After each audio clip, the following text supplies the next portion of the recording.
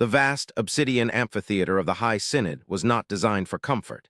It was designed to impose the crushing weight of antiquity upon any who dared to stand within its center. Here, beneath the vaulted ceiling of biome-metallic ribs that pulsed with a faint, rhythmic bioluminescence, the rulers of the Krellian hegemony gathered not to govern, but to calculate the acceptable losses of empire. The air was thick, recycled too many times, carrying the scent of ozone, polished chitin, and the metallic tang of anxiety that no amount of ventilation could scrub from the atmosphere. In the center of the room, hovering within a cone of silence and suspended gravity, was a holographic projection of a dying star system, a graveyard of cosmic dust and radiation storms known only as the Weeping Void. Within that swirling, chaotic visual, a single red dot blinked with the lethargic, fading pulse of a failing heart. It was the distress beacon of the Ethelgard's Pride, a heavy cruiser of the Royal Line, carrying not only a crew of seasoned void mariners, but the third scion of the Imperial House. And yet, the debate raging within the Synod was not about how to save them, but whether the expenditure of fuel required to reach them would destabilize the quarterly energy budget of the sector. High Archon Xylas sat upon his raised dais, his multifaceted eyes reflecting the grim red light of the hologram. He was a creature of immense age, his carapace scarred by the ritual duels of his youth, now draped in the heavy, silken robes of office that shimmered like oil on water. He tapped a talon against the armrest of his throne, a sharp, clicking sound that echoed through the silence of the chamber, cutting through the murmurs of the gathered ministers and tactical drones.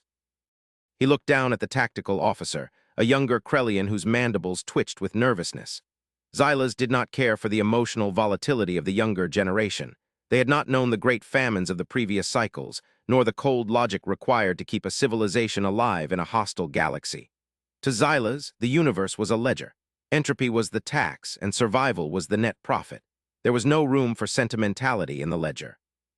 "Restate the variables, Sub-Commander," Xylas commanded, his voice a dry rasp that sounded like grinding stones. "And spare us the emotional rhetoric regarding the scion's lineage. The cold vacuum respects no bloodline." The Sub-Commander bowed low, his antennae flattening against his skull in submission.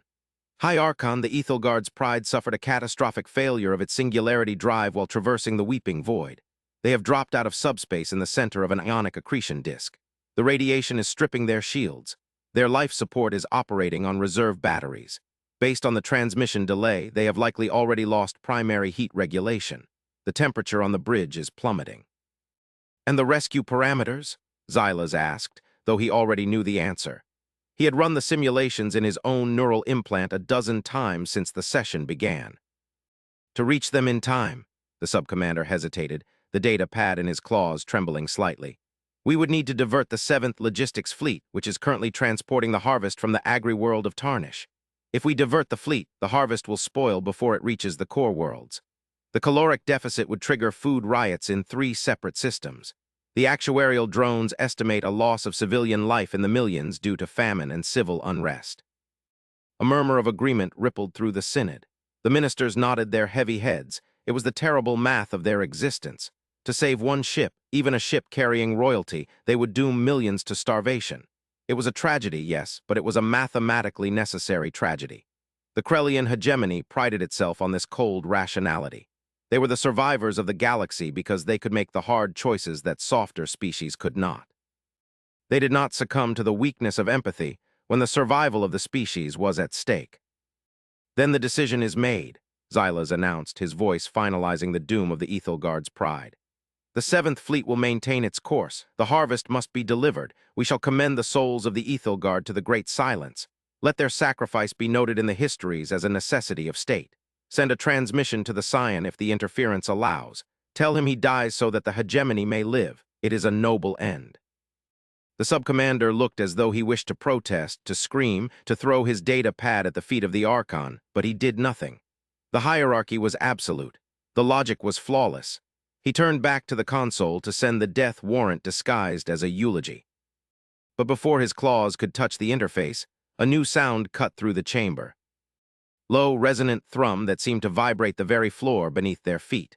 The holographic projection in the center of the room flickered, the red dot of the distress beacon suddenly overwhelmed by a massive surge of new data. The sensors of the Synod, usually calibrated to detect the subtle shifts of subspace currents, screamed a warning as something massive, something impossibly dense, tore through the fabric of real space within the weeping void. "Report," Xylas barked, standing up, his robes rustling violently. "Has the star gone supernova? Is it a gravitational collapse?"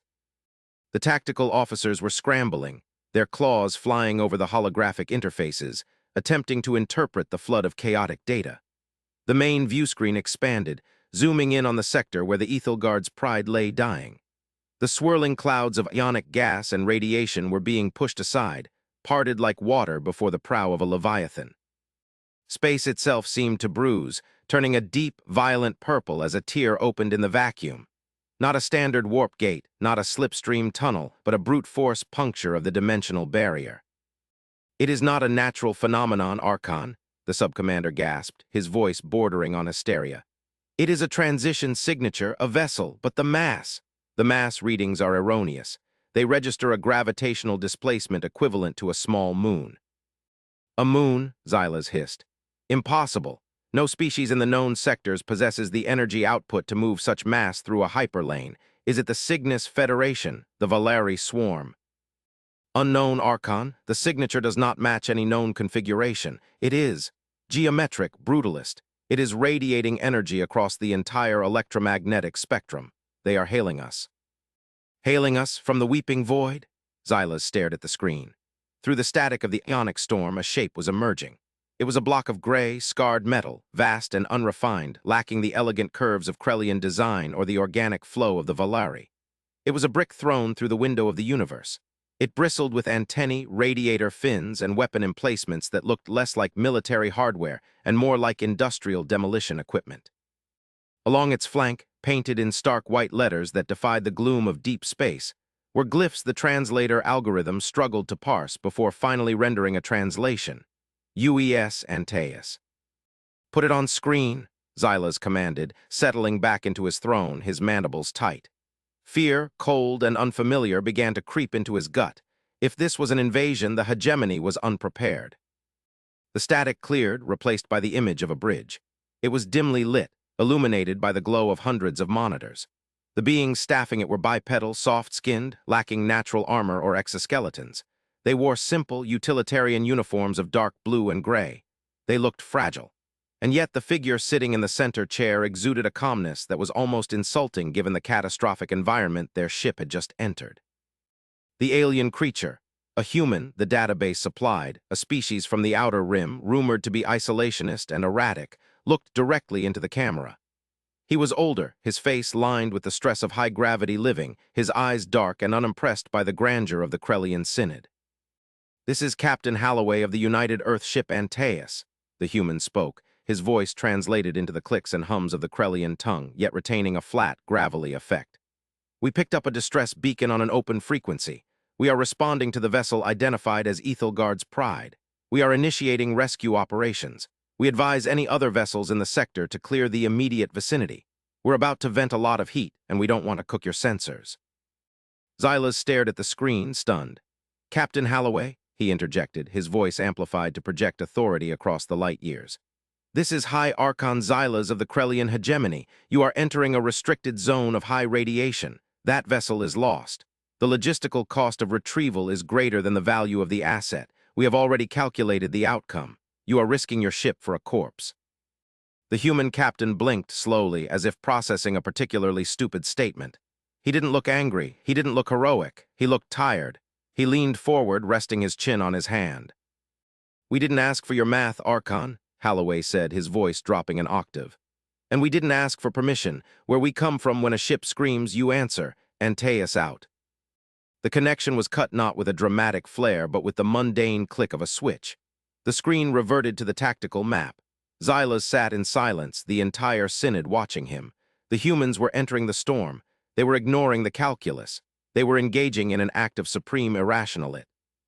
Why, and for the first time in centuries, Xylas felt a shiver of terror. Because a species that ignored the laws of survival, a species that spent resources to save the dead, was a species that could not be predicted, could not be bargained with, and could not be controlled. Millions of kilometers away, inside the freezing, groaning hull of the Ethelgard's Pride, Commander Vracht waited to die. The heating units had failed 3 cycles ago. The frost was now creeping up the walls of the bridge, forming intricate, deadly fractals on the viewports. The air was thin, and every breath was a labor, a rasping struggle against the encroaching vacuum. His crew, those who were still conscious, lay huddled in clusters, sharing body heat, their bioluminescence dimmed to faint, dying embers. The scion, the young prince whose life was supposedly worth more than the entire crew combined, sat alone in the captain's chair, wrapped in emergency thermal blankets, staring blankly at the dark console. He had stopped demanding updates hours ago. He had accepted the silence. Vrath moved his stiff limbs, fighting the lethargy of hypothermia. He needed to check the reactor containment one last time. If the magnetic fields failed before the life support, they would be vaporized rather than frozen. He wasn't sure which was better. He had served the hegemony faithfully for 40 cycles. He had enforced the will of the Synod. He had bombarded rebellious worlds and escorted grain convoys. He understood the logic of the Archons. He knew with a certainty that was colder than the air in the bridge that no help was coming. The math didn't work. He was a variable that had been rounded down. "Commander," the sensory officer whispered, her voice barely audible. "The sensors, they are hallucinating." Vrath dragged himself to her station. "Hallucinations are a symptom of hypoxia," he muttered. "Conserve your oxygen." "No," she insisted, tapping the frosted glass of her screen. "Look, a gravity well, it just appeared." Vrath looked. The readings were nonsensical. A massive object had materialized less than 5,000 kilometers off their starboard bow. The radiation levels in the sector were spiking, but not from the storm. The object was pushing the storm away. It was generating a magnetic field so powerful it was acting as a physical barrier against the ionic winds. "Visuals," Vrath croaked. "Give me visuals." The main screen flickered to life, drawing the last reserves of the auxiliary battery. The image was grainy, distorted by the radiation, but undeniable. It was a wall of metal that stretched across the stars.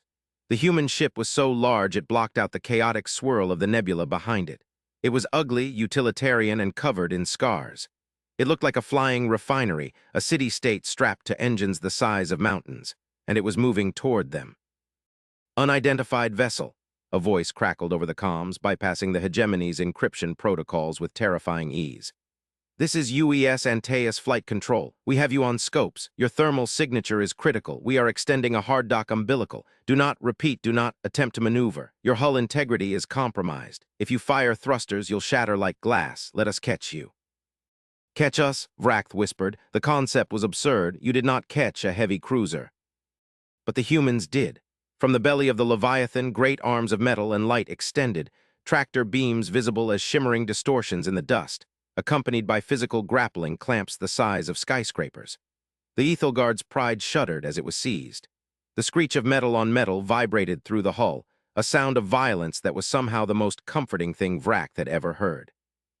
"They are towing us," the scion asked, his voice trembling, looking up from his blankets. "No," Vrath said, watching the readings. "They are swallowing us." The human ship's hangar bay doors opened, a maw of light in the darkness. It was vast enough to house a fleet. The Ethelgard's pride was pulled inside, drifting past rows of other vessels, human frigates, mining barges, repair skiffs. The sheer industrial scale of the operation was overwhelming. As they passed the atmospheric containment field, the frost on the viewports began to hiss and melt. "Atmosphere detected outside the hull," the sensory officer wept. "Oxygen-nitrogen mix, pressure stabilizing, temperature rising." Vrath slumped against the console. They were alive. The math had been wrong. The airlock of the Ethelgard's pride hissed open, the sound of equalizing pressure ringing in Vrath's ears like a choir. He stood at the head of his crew, the scion beside him. They had expected conquerors. They had expected to be boarded by armored marines, stripped of their rank, and sold back to the hegemony for a ransom. That was the way of the galaxy. That was the trans. "Action!" Instead, the first human to step through the airlock was a short, rotund woman wearing a white coat stained with coffee and oil. She carried a medical scanner in one hand and a thermos in the other. Behind her were not soldiers, but a team of engineers pushing hover gurneys and carrying toolkits. "Right," the woman said, looking at Vrath's chitinous face without flinching. "I'm Chief Medical Officer Gupta. Who's the most critical? We're reading severe hypothermia across the board and radiation sickness in the engineering section. We've got triage set up in the hangar deck. Let's move, people, we don't have all day. Vract blinked, his mandibles twitching. I am Commander Vract. This is the Royal Scion. That's nice, Gupta interrupted, waving her scanner over the Scion. Your Royal Highness is dehydrated and has stage 2 frostbite on his extremities. Get him on a gurney. IV fluids, warmed saline stat. 2 human medics gently lifted the protesting Scion onto a stretcher. Vract stiffened, his instincts screaming that this was an abduction, but the humans moved with a gentleness that confused him. They weren't rough. They were efficient, yes, but there was a tactile care in their hands. Why? Vract asked, blocking Gupta's path. He towered over her, a predator of the void, a killer of the hegemony. Why are you doing this? We have no credits to pay you. The hegemony has declared us dead. You will receive no ransom. Gupta looked up at him, wiping a smudge of grease from her forehead. She looked exhausted. We know, she said. We heard the transmission. Your boss is a real piece of work. Then why? Vract demanded, his voice rising. This ship consumes fuel. Your medical supplies consume resources. This is a net loss for you. It is irrational. Gupta sighed, clipping her scanner to her belt. Look, Commander, I don't know how it works in your neck of the woods, but humans, we have a long memory. We spent a long time alone on our rock, thinking nobody else was out here. We almost killed ourselves a dozen times. When we finally got out here, we made a rule, a simple one. She gestured to the hangar deck around them. It was a hive of activity. Humans were running cables to the Ethelgard's power couplings, jump-starting the reactor. Others were handing out blankets and hot rations to the shivering alien crew. It was a chaotic, beautiful symphony of cooperation. The rule, Gupta continued, is that nobody dies alone in the dark, not if we can help it. It doesn't matter who you are, it doesn't matter if you can pay. The void is the enemy, Commander, not us, not you, the void, and today we beat it. She patted Vract on his armored forearm, a gesture so casual and alien it left him stunned. Now, get to triage, you look like hell. The days that followed were a blur of activity. The Antaeus was not just a ship, it was a mobile colony. Vract learned that it was a deep-range response vehicle, a classification that had no equivalent in the hegemony. It was designed to go where no one else would go, to endure environments that would crush standard warships. Vract spent his time in the engineering bays, watching the human engineers work on his ship. They were loud, they cursed their machines, they played raucous music that sounded like metal grinding against metal, but they were brilliant. They didn't just repair the Ethelgard's drive, they improved it. They replaced the fractured containment coils with their own alloy, a material Vract's scanners couldn't identify. They recalibrated the shield harmonics to withstand the radiation of the weeping void. He tried to speak with Captain Holloway again. He found the human in the observation deck, looking out at the swirling storm of the nebula. The Antaeus was holding position, its massive engines fighting the gravitational currents to keep the Ethelgard safe while repairs were finalized. Captain, Vract said, approaching slowly. He had shed his ceremonial armor, wearing only his flight suit. It was a gesture of vulnerability. Holloway didn't turn. Commander, your ship is almost ready. My chief engineer says she'll be spaceworthy in 6 hours. You have improved our drive efficiency by 12%, Vract said. You have given us medical supplies worth a small fortune. You have fed us. And yet you have asked for nothing. My High Archon believes you are a fool. He believes you are weak. Holloway chuckled, a dry sound. I bet he does. He thinks power is hoarding. He thinks strength is being the last one standing on the pile of bones. Holloway turned to face Vract. The human's eyes were hard, flinty. Let me tell you something about humans, Commander. We aren't pacifists. We aren't nice. We're the most dangerous thing in this galaxy because we're stubborn. We don't accept the natural order of things. If the planet is too cold, we burn rocks to warm it. If the disease is incurable, we edit our own genes to fix it. If the space is too empty, we fill it. He gestured to the nebula outside. And if someone is left behind, we go back for them. Because if we don't, if we start doing the math like your Archon, then we stop being human, and we become just another cold rock in space. Vract looked out the window. The storm was raging, but inside the Antaeus it was warm. My people, we have forgotten this. We have become calculators. We have traded our souls for efficiency. Never too late to get them back, Holloway said. But there's something else, Vract, something you need to know. The reason we were out here wasn't just to patrol. We didn't stumble on you by accident.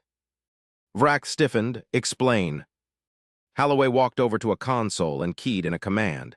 A holographic map of the weeping void appeared, but this map was different. It showed layers of data the Krellian sensors had missed. Beneath the radiation, beneath the dust, there was a structure, a lattice of energy that spanned the entire sector. The radiation in this sector isn't natural, Holloway said quietly. It's leakage from a containment field. Containment of what? We call them the echoes, Holloway said. Ancient automated war forms, leftovers from a war that ended 1,000,000 years ago. They eat energy, they eat ships, they eat stars. They've been sleeping, but they're waking up. Vract felt a chill that had nothing to do with the temperature. And the Ethel Guard? Your drive failure woke one of them up, Holloway said. That's why we came in hot. We weren't just rescuing you, we were securing the breach. As if on cue, the ship shuddered violently. Alarm klaxons began to wail, a harsh, rhythmic blare that sent the crew on the bridge into immediate, disciplined motion. Contact, the tactical officer shouted. Subspace breach, multiple signatures emerging from the accretion disk. They're locking onto us. Holloway's demeanor shifted instantly. The tired philosopher vanished, replaced by the predator. Battle stations, he ordered, his voice calm and terrifying. Launch the drone swarm, charge the railguns, get the Ethel Guard clear. Captain, Vract shouted, my ship is not fully operational, we cannot fight. I know, Holloway said, not looking at him. That's why you're leaving, we'll hold the door. On the view screen, the nebula parted. Emerging from the clouds were shapes of nightmare, angular, jagged shards of black crystal that pulsed with a sickly green light. They moved with a jerky, unnatural speed, swarming like insects. There were hundreds of them, the echoes. They are too many, Vract whispered. You cannot win. We don't have to win, Holloway said, grinning a grin that was all teeth. We just have to make them regret waking up. Helm, bring us about. Put the Antaeus between the enemy and the refugees. All batteries fire at will. The Antaeus erupted. It did not fire elegant beams of light. It fired kinetic hate. Massive tungsten slugs accelerated to a fraction of the speed of light slammed into the crystalline swarms, shattering them in explosions of silent violence. Missiles streaked from the human ship's broadsides, weaving intricate patterns of death.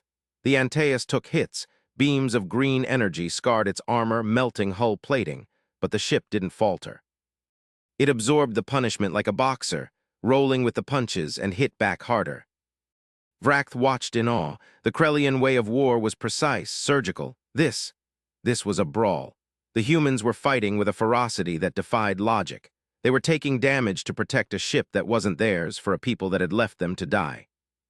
Commander Vract, Holloway's voice cut through the chaos. Your path is clear. Get your scion home. Tell your Archon what you saw. I cannot leave you, Vract said, surprising himself. You have no weapons, Commander. Go, that's an order. The Ethel Guard's pride disengaged, its engines flaring.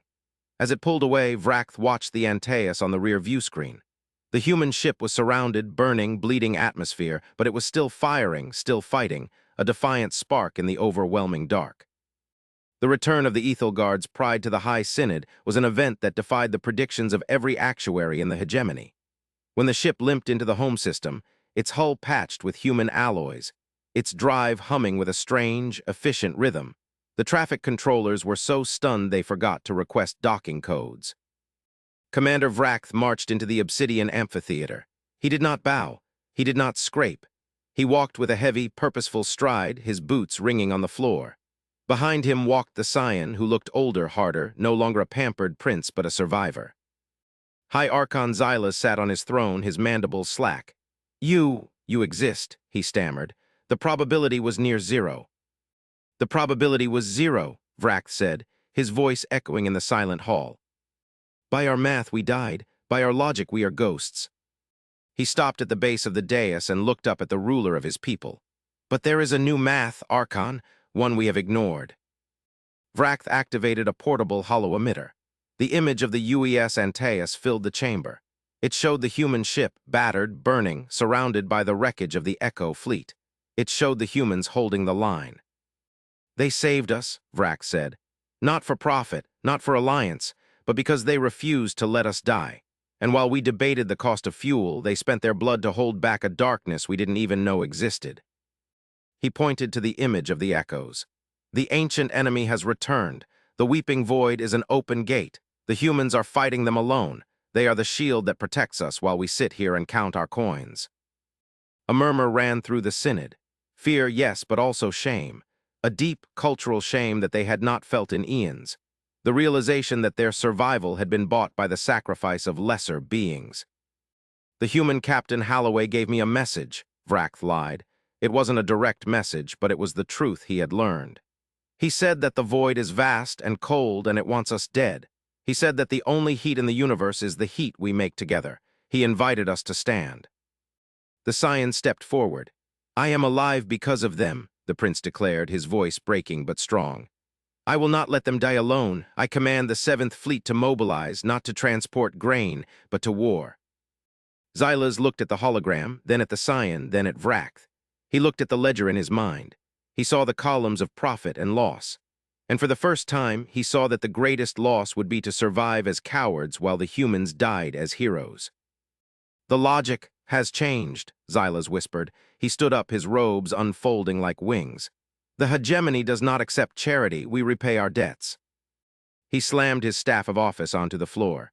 Mobilize the fleets, all of them, set coordinates for the weeping void, tell the humans, tell them the Krell are coming. When the Krellian armada arrived in the weeping void, it was a sight of terrifying majesty. Thousands of sleek, beetle-like warships dropped out of warp, their weapons powered, their shields interlocking to form a wall of gold and black. They found the Antaeus still fighting. The human ship was a wreck. Its main drive was gone, its bridge was vented, its hull was a lattice of holes. But its railguns were still firing. Its point-defense cannons were still spitting defiance at the swarm of crystalline entities that buzzed around it like angry wasps. The arrival of the Krell was not a rescue. It was an execution. The Krellian ships opened fire with precision lances of plasma, dissecting the echoes, vaporizing them in clean, efficient bursts. The swarm, overwhelmed by the sudden influx of firepower, broke and fled back into the rift. As the last enemy ship shattered, the Krellian flagship, the Sovereign's Will, pulled alongside the ruined Antaeus. Vrack stood on the bridge of the flagship. Hail them, he ordered. See if anyone is left. The screen flickered, static. Then a backup camera feed activated. It showed the secondary engineering deck of the Antaeus. Captain Holloway was there, leaning against a bulkhead, his arm in a sling, his face covered in soot and blood. He was holding a cup of coffee that looked miraculously unspilled. He looked at the screen at the thousands of Krellian ships filling the sky. He didn't smile, he just nodded. Took you long enough, Holloway rasped. We were just about to get bored. Vrack felt a strange sensation in his chest, a swelling of emotion that defied the Krellian biology. We are here, Captain, Vrack said. The debt is paid, the ledger is balanced. Forget the ledger, Holloway said, pushing himself off the wall. The gate is still open. Those things are going to come back, and there's more of them, a lot more. Then we shall close it, Vrack said, together. Holloway looked at his crew, exhausted, wounded but alive. He looked back at the alien commander. Together sounds good, but Vrack. Yes, Captain. Next time bring some snacks. We're out of coffee. The alliance between the Krellian hegemony and the Terran Union was not born in a treaty hall. It was not signed with ink on parchment. It was forged in the radiation fire of the weeping void, soldered with the wreckage of the Antaeus, and sealed with the realization that in a universe of infinite darkness, the only light that matters is the one you shine for someone else. The humans and the Krell were opposites in every way. One was chaotic, emotional, and reckless. The other was cold, logical, and rigid. But they found that they were two halves of a necessary whole. The Krell provided the stability, the resources, the fleets. The humans provided the spirit, the ingenuity, and the stubborn refusal to accept the impossible. Together, they built the citadel of the Weeping Void, a massive fortress station over the rift, guarding the galaxy against the return of the echoes. It was a place where Krellian actuary drones worked alongside human heavy metal engineers, where human doctors treated Krellian warriors, where the philosophy of the calculus of survival merged with the imperative of the void. Years later, Vrack, now an admiral of the Joint Fleet, stood on the observation deck of the Citadel. Beside him stood Holloway, now an old man, retired from command but still unable to leave the stars. They watched a mixed patrol of human corvettes and Krellian destroyers leaving the dock, heading out into the black. We changed the universe, didn't we? Vrack mused. We broke the math. Holloway took a sip of his coffee, real coffee, imported from Earth. We didn't break it, Vract. We just added a new variable. And what variable is that? Holloway smiled, looking at the stars that were no longer quite so dark. Hope, he said, the most irrational variable of them all. Vract nodded. It was irrational, it was inefficient, it was a waste of entropy, and it was the only thing worth fighting for. The Admiral tapped his claw against the glass, a rhythm that matched the beating of the human heart beside him. Hope, Vract repeated, tasting the word. I like the sound of it. It sounds like victory. And out in the deep, silent dark, the stars seemed to burn just a little bit brighter, no longer indifferent eyes watching a tragedy, but beacons lighting the way home. The silence had been broken. The abandoned were found, and the galaxy would never be the same again.